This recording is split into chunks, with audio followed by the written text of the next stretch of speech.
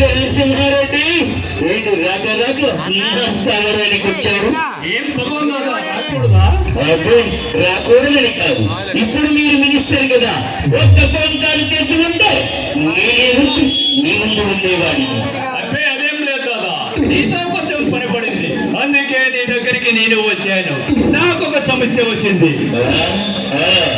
ఈ రాష్ట్రాన్ని రాజచక్రాధిపత్యంతో పరిపాలించిన రాజకీయ మేధావులని మీకే అంతటి సమస్య వచ్చిందంటే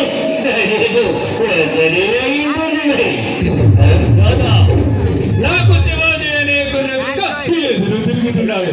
వాడిని అడ్డ తొలగించడం నాకు పెద్ద లెక్క కాదు.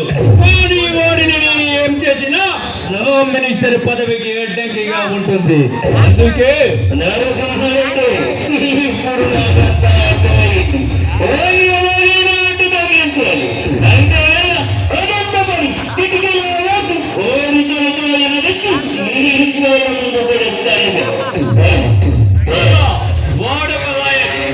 వాడిని చంపడం మనకు ముఖ్యం కాదు.